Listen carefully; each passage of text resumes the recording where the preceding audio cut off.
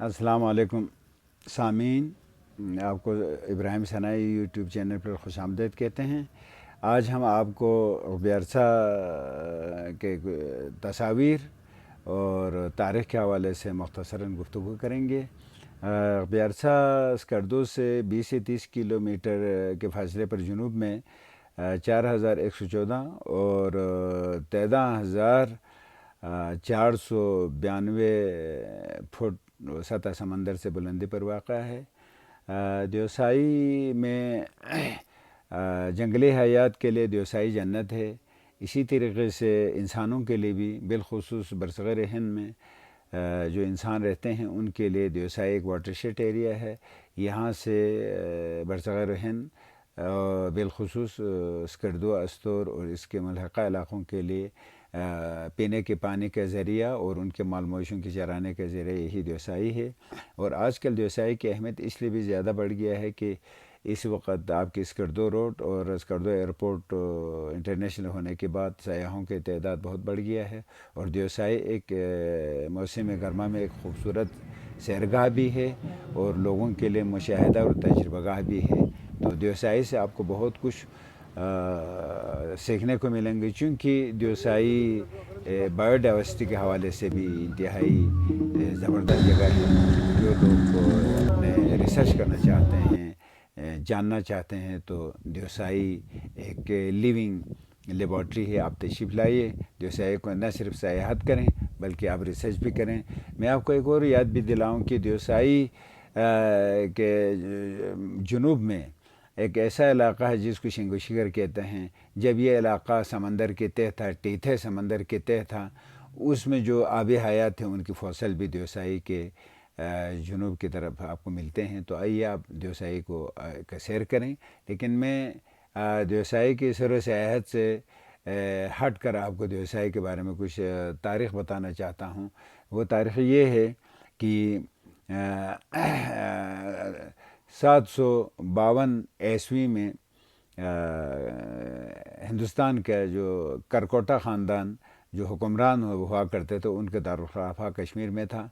उन्होंने बांग्लादेश, दक्कन, हैदराबाद, यहाँ तक कि श्रीलंका और सिंध तक फ़तह करने के बाद उन्होंने काबुल पर भी हमला किया, मुग़लिस्तान पर भी हमला किया और युगरिस्तान पर भी हमला किया, जो जिनको हम आम ज़बान में सेंट्रल एशिया और चीनी तुर्किस्तान कहते हैं। ये फ़तह करते हुए जब ये खुतन पहुँचा तो उस वक़्त शहंशाह तिब्बत शाहचंद गंपो जो इस सल्तनत का पहला बादशाह था उसके साथ उनका टकराव हो गया।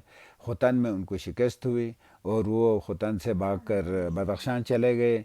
बदख्शान से इसने चीन के शहंशाह तुइज़ु जो तां डायनेस्टी का यानी सल्तनत तां चीन का जो पहला बादशाह था उससे उसने दोस्ती बढ़ाया और उससे उसने मदद तलब की तिब्बत के बादशाह को शिकस्त देने के लिए।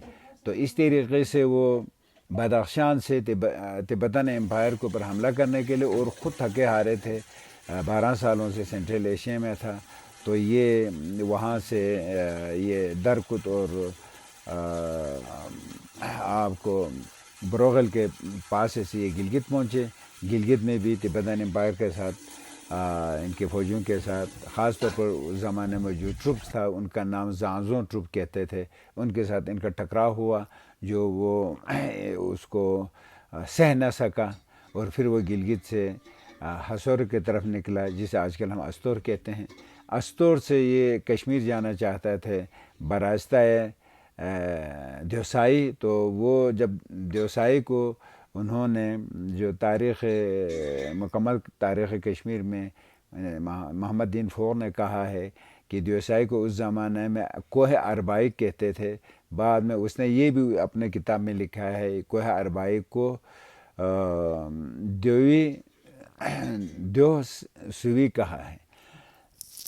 तो इस तरीके जब ये यहाँ पहुँचा तो इसके तमाम खुदाम, तमाम फ़ौज और उसके मालो मता जो वस्त एशिया से उसने कमा के ले आए थे वो देवसाई में आकर यानी बियरसा में आकर ये तबाह हो गया। اور وہ مورخین کہتے ہیں جب یہ ادھر داخل ہوا تو 100 سر کہتے ہیں، جو شنا زبان میں شو سر کہتے ہیں، بلتی زبان میں 100 سر کہتے ہیں، یعنی نیا جھیل، اس کے اوپر برف پڑی ہوئی تھی۔ تو انجانے میں یہ خبستہ جگہ پر سوار ہو گئے سارے لوگ بیٹھ کے، تو ان کی وزن زیادہ ہو کر وہ برف ٹوٹ گیا اور یہ لوگ جھیل میں یہ لوگ ختم ہو گئے۔ تو اسی طریقے سے 1323 میں وسط ایشیا سے تاتاری ایک حکمران جس کا نام ذوی القدر خان کہتے ہیں، 75,000 فوجوں کے لے کر سب سے پہلے کابل پہ حملہ آور ہوا، اس کے بعد پنجاب پہ ہوا، پھر پنجاب سے ہوتے ہوئے کشمیر داخل ہوا۔ کشمیر میں 8 مہینے رہنے کے بعد، لاکھوں کشمیریوں کا قتل کرنے کے بعد، 50,000 خواتین اور بچوں سمیت اس نے غلام بنا کر اسیر کر کے وسط ایشیا جانا چاہتا تھا۔ تو اس نے کشمیر کے چند لوگوں سے پوچھا کہ کس راستے سے جانا چاہے جو سب سے آسان بھی ہو اور جلدی بھی پہنچ سکے۔ تو انہوں نے اس کو دیوسائی کا راستہ بتایا۔ ان کو پتہ تھا یہ دیوسائی کتنا مشکل ہے، تو انتقام لینے کے لیے انہوں نے اس راستے کو چننے کے لیے کہا، اور ذوی القدر خان جس کو کشمیر میں زلچو کے نام سے مشہور ہیں، اس کو اس راستے پہ ڈالا، اور وہ تقریباً دسمبر جنوری کا مہینہ تھا جب وہ دیوسائی میں پہنچا۔ تو تمام معلومات خدام اور جس شان و شوکت سے آئے تھے انہیں کے ساتھ اتنا تیز برفباری ہوئی کہ یہ سب دیوسائی میں تباہ ہو گئے ہیں۔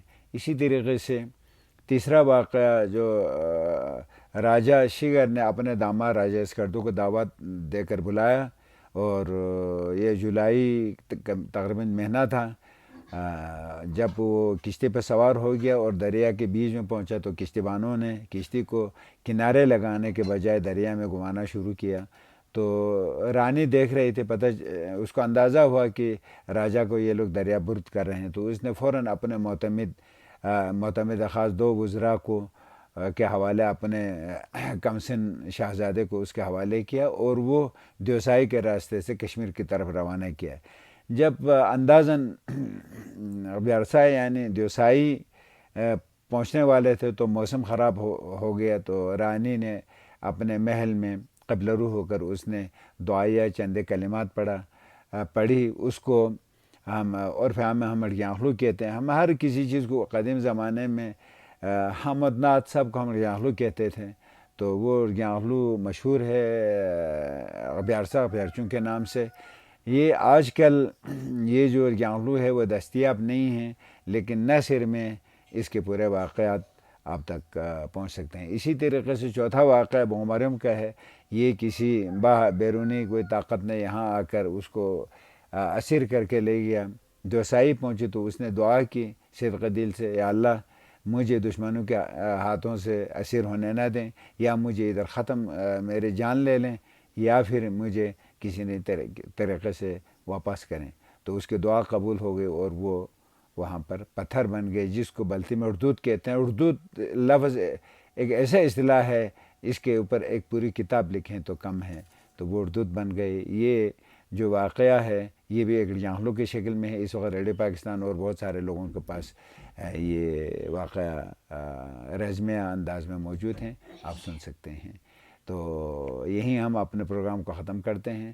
ہم آپ کو مزید پروگرامز، اچھے پروگرام آپ کو دیتے رہیں گے، اور آپ سبسکرائب کرنا نہ بھولیے۔ اگر آپ سبسکرائب کریں گے تو ہمارا حوصلہ افزائی ہوگا، اور ہم آپ کو اس قسم کے پروگرامز دیتے رہیں گے۔ آپ سب کو بہت شکریہ، تھینک یو۔